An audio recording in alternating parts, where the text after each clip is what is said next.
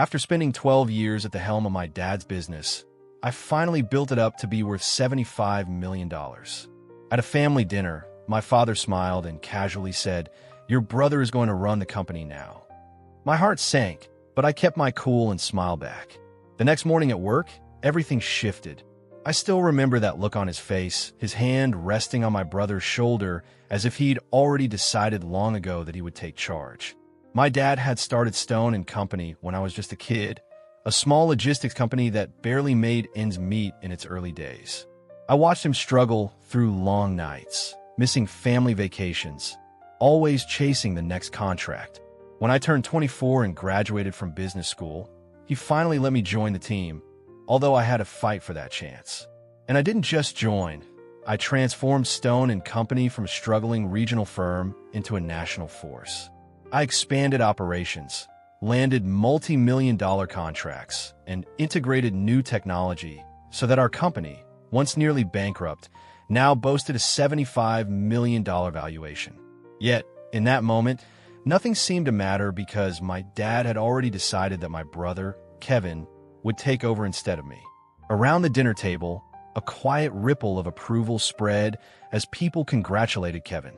I watched him lower his eyes, his modesty a far cry from his true lack of commitment. Over the last decade, while I was building and managing every critical decision, Kevin had bounced from one failed idea to another, never really grasping the business. He wasn't interested in the logistics or operations. He was after the spotlight. I had spent 12 years proving myself, making those hard calls, staying up late for strategy meetings, negotiating contracts, while Kevin did nothing. Still, there I was expected to step aside. I swallowed my feelings and, as always in our family, never showed weakness.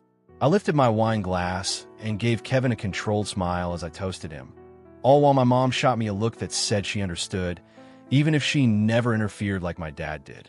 Then my father grinned, his confidence unshaken, completely unaware that his decision had set off a chain reaction. Kevin met my eyes with a smug little smirk that told me he'd been waiting for this moment.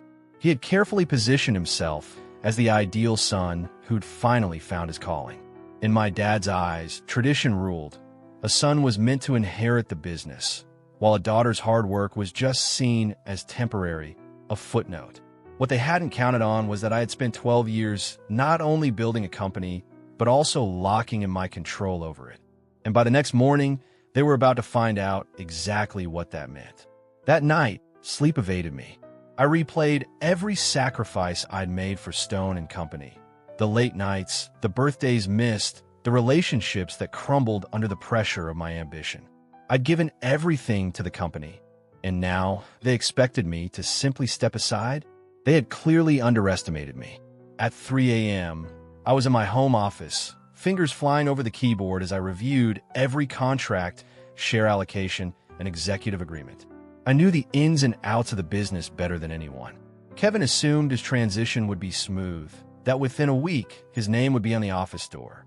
What he didn't know was that while my dad was busy with public appearances and Kevin was busy pretending to learn the ropes, I had been quietly securing something far more valuable: control of the company. At exactly 8:45 a.m., I walked into Stone & Company's headquarters, the same walls and polished floors I'd known for 12 years. But today it felt like I was entering a battleground instead of an office. The lobby was unusually quiet, that kind of silence that hints at an impending storm. Employees whispered and cast uncertain glances my way, unsure of whose side to take. I ignored them and strode confidently through the marble halls, my heels clicking and my posture straight as ever. When I got to my office, I closed the door behind me.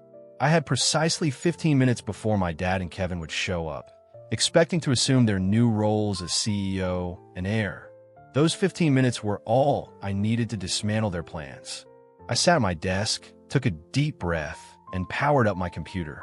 The screen filled with a list of confidential documents and contracts, files they had never bothered to check, thinking they were unimportant. I pulled up the company's ownership records and hovered over the keyboard for a moment before opening a file titled Executive Shareholders Agreement. Then, I waited until exactly 9 a.m. A firm knock on my door broke the silence, but I didn't bother to answer. The door swung open, and in walked my dad and Kevin, both exuding confidence. My dad strode in like he owned the place, while Kevin, in his expensive suit, grinned triumphantly. It took all my self-control not to laugh. "I assume you know what's happening today," my dad said in his usual authoritative tone, as if he were doing me a favor by acknowledging me. "I assume you're aware of the transition?" "Yeah, I'm aware," I replied calmly, leaning back in my chair. I glanced at Kevin, whose smirk only grew wider. "Good," my dad continued, nodding as if we were all on the same page. "Kevin is stepping in as the new CEO. I need you to help with the handover and get him up to speed before you move on." I raised an eyebrow and said, "Move on," in clear disbelief. "Dad, I think you've got it wrong." His face twitched with irritation. He wasn't used to me questioning him. "This isn't up for discussion," he snapped. "The decision has been made." I smiled slowly and said, "Oh, I know, Dad, but the fact is you don't have the authority to make that call." Kevin scoffed and shook his head. "Don't make this hard for us, Sam. We're trying to keep it simple." I didn't reply immediately. Instead, I grabbed the remote control and pressed a button. The large screen on my office wall lit up with the very document I'd been reviewing, the Executive Shareholders Agreement, dated August 17th, 2015, with the signatories, Sam Stone, Mark Stone, my father, and Kevin Stone. My dad's face went pale. I turned to Kevin and asked, "Do you even know what this document is?" Crossing his arms, he mumbled, "A shareholders agreement, I guess." I nodded and continued, "And do you know what it says?" I tapped on the screen, highlighting a crucial clause. It stated that any change in executive power, like naming a new CEO, required the approval of all majority shareholders. I met my father's eyes and said, "Remember, Dad, you hold 60% of the company's shares." An oppressive silence fell. My father's expression hardened. "That's impossible," Kevin muttered as he stepped forward to look at the document. "Actually, it's very possible," I said calmly. "You see, while you were busy floundering with every failed startup and Dad was busy playing the patriarch, I was working on something else." I leaned forward. I was secure in my place. "Remember in 2017, when you needed cash to expand? You transferred an extra 15% of your shares to me for my investment. And in 2019, during that legal fight, another 10% went under my name as collateral, which you never reclaimed. Add that to my original 35%, and I'm the majority shareholder now." My father's jaw clenched, and Kevin started to panic. "You got to be kidding me," he stuttered. I pulled up another document, the most recent filing with the state, and handed it over. Kevin snatched it and scanned the page, his face draining color by the second. You can't do this," he managed, his voice trembling. "Dad, tell her she can't do this," my father pleaded, but he was silent, knowing I had legally outmaneuvered him. There was nothing he could do. I slowly stood up and said, "I'm not firing you, Kevin. I don't want to force you out into the job market, but you will work for me, report to me, and follow my lead. Otherwise," I gestured toward the door, "you're free to leave." Kevin looked at my dad with pleading eyes, but for the first time, my father had no answer, no way to fix what he'd done. This wasn't his company anymore. It belonged to me. The silence in my office was thick. Kevin clutched the document as if it were a lifeline, his knuckles white with tension. My dad stood stiffly beside him, his face unreadable, but I could tell he was already calculating his next move. I had spent years preparing for this moment.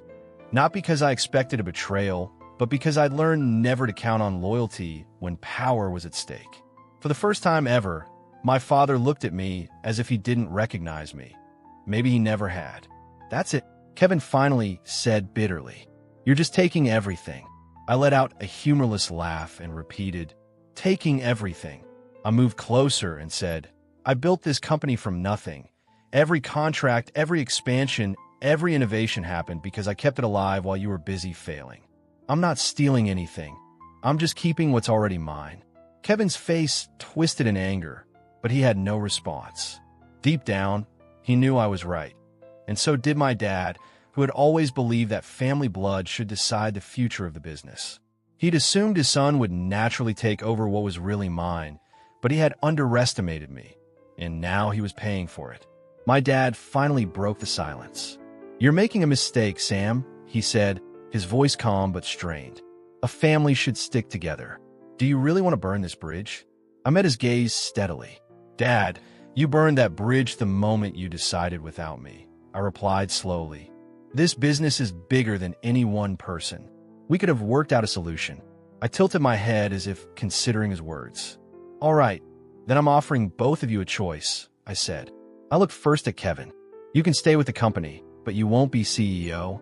You'll have an advisory role with limited power, and your salary will be decent, but you'll answer to me." Kevin stiffened even more, but I wasn't done. "Or you can walk away. I'll buy out your shares at market value. You can take your money and start another venture." My dad scoffed. "You're acting like you hold all the cards."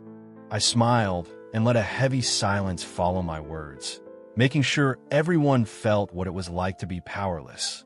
Finally, my dad shook his head in disbelief. "I never thought you'd do this," he muttered. "Not to your own family." I felt a sharp sting at his words. He had no idea that I was the one who had been pushed aside all along. But I didn't say anything. Instead, Kevin stormed out first, muttering good riddance. I knew him well enough to predict that he'd immediately go to our relatives and friends, playing the victim of a corporate betrayal. I didn't care about winning anyone's approval. I was here to secure my future. My dad lingered for a moment, as if hoping I'd change my mind. When I didn't, he simply nodded and said, "You've changed." I looked him in the eye and replied, "Dad, I just stopped pretending." Then he left. I exhaled and sank back into my chair. I should have felt victorious. I'd fought for my rightful place and won, but as I stared at the empty doorway, a quiet ache took over.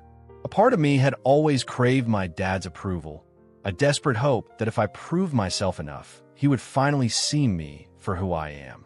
But the truth was, he never really looked. Now he had no choice but to see me as I truly was. Not his daughter or a temporary substitute, but the real leader of Stone and Company. I turned back to my computer, refocusing on the fact that I'd spent 12 years building this company, and I was going to spend the next 12 making it untouchable. My dad and Kevin had tried to take it all away, but in the end, they were the ones who lost everything. For the first time in 12 years, my office felt eerily empty. No calls from my dad, no snide emails from Kevin, just silence. But silence didn't mean peace. It meant the battle had just begun. I knew my dad wouldn't step back quietly, and Kevin would fight tooth and nail to reclaim what he thought was his birthright. I wasn't naive enough to believe it was over. By the next morning, I could sense a nervous energy throughout the company. Employees who had greeted me confidently the week before now hesitated, and a few department heads avoided eye contact. It was clear. My dad and Kevin were busy whispering among themselves with old family friends, board members, and senior managers. They were sowing doubt, painting me as cold, ruthless, and disloyal. Kevin, especially, was portraying himself as the wounded victim of corporate betrayal, imagining himself at fancy restaurants, feigning sorrow while telling investors how I had stolen the company from him, and my dad would merely sigh and say, "I only ever wanted what was best for our family." It was calculated and dangerous because if they managed to turn the board and top executives against me, they could push me out or at least make it impossible for me to lead. I wasn't about to let that happen. That afternoon, I called an emergency meeting with the top brass. Walking into the boardroom, I felt the tension. Half the room avoided looking at me.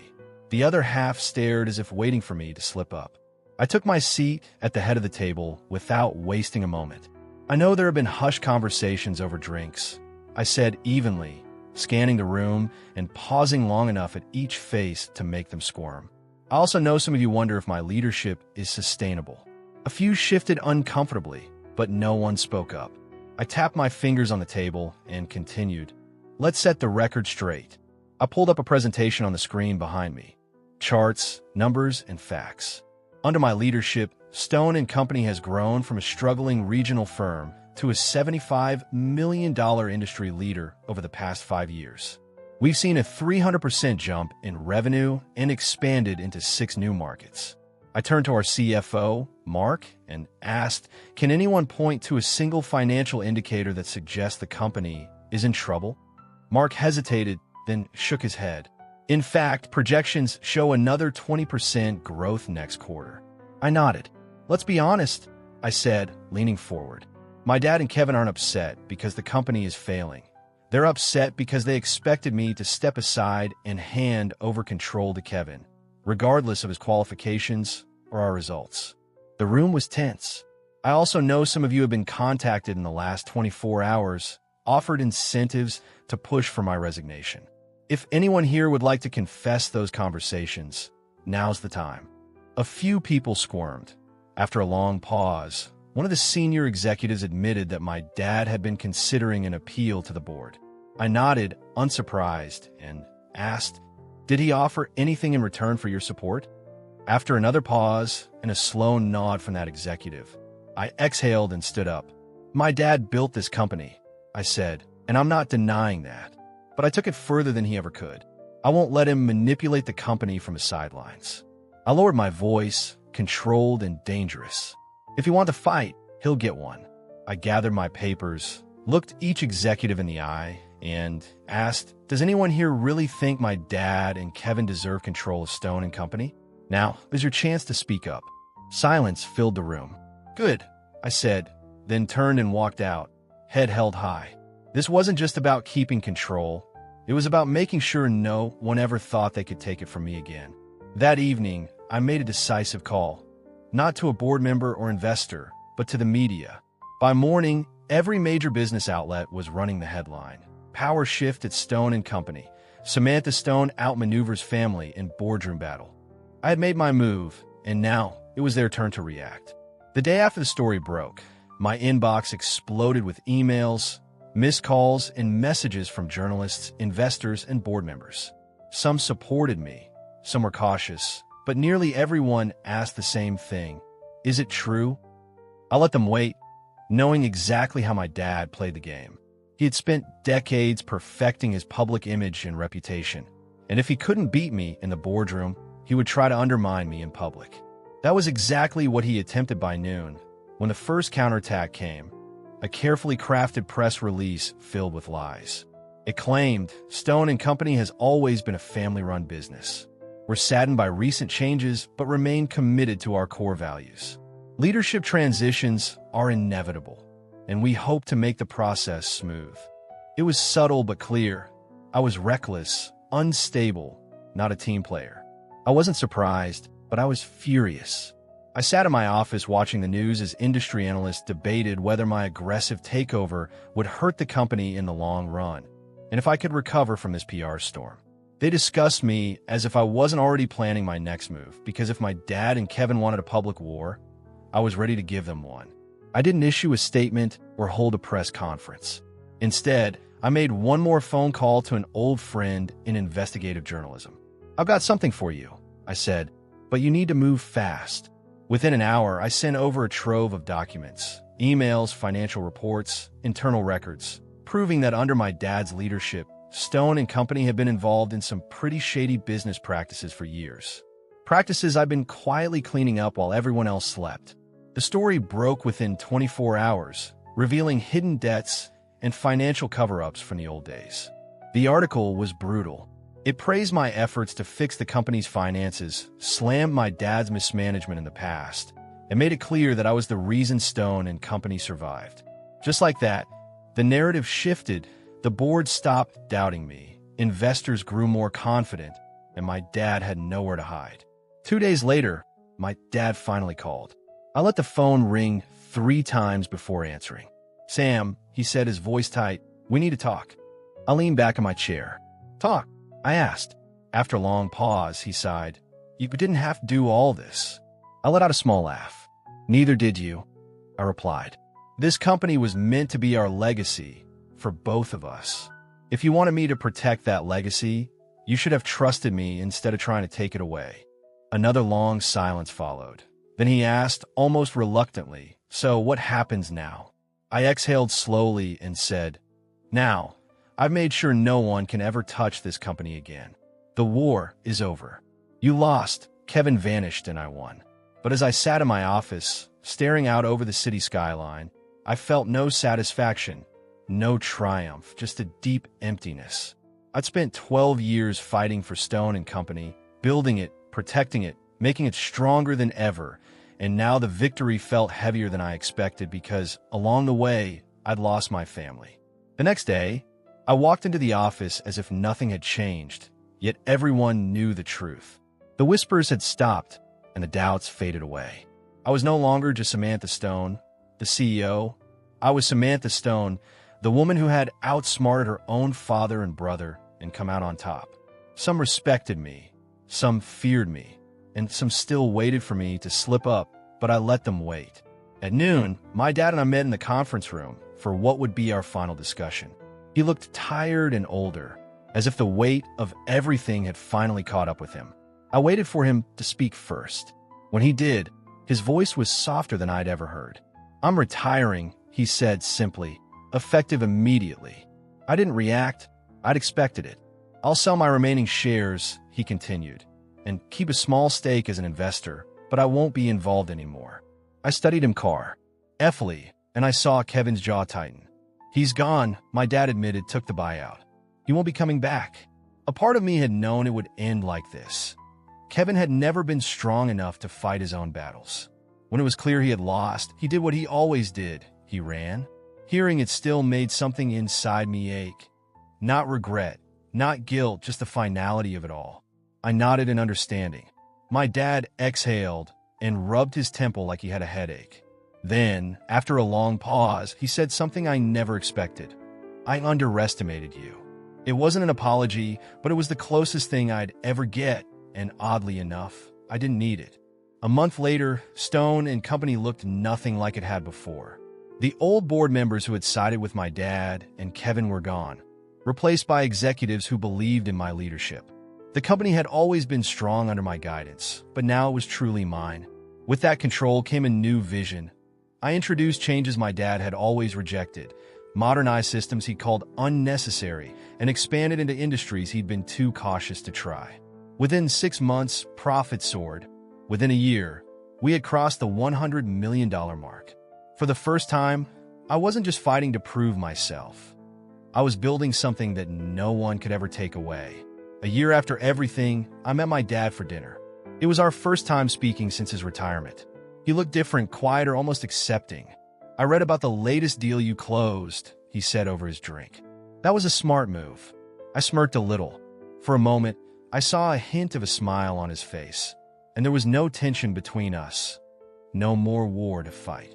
He raised his glass in a toast to Stone and Company, and as I clinked my glass with his, I felt no anger or resentment, just peace. I'd already won, and I no longer needed his approval to know that. Sitting in my office today, looking out over the city I helped build my empire in, I reflect on the lessons this journey taught me. That family can be your toughest rival. That loyalty is something you earn and not something guaranteed. And that power isn't handed out, it's taken. Most importantly, sometimes the best way to prove your worth is to stop seeking validation and instead build something so strong that no one can ignore you. I have no regrets. Stone and Company is mine now, and I intend to make sure that no one ever forgets it.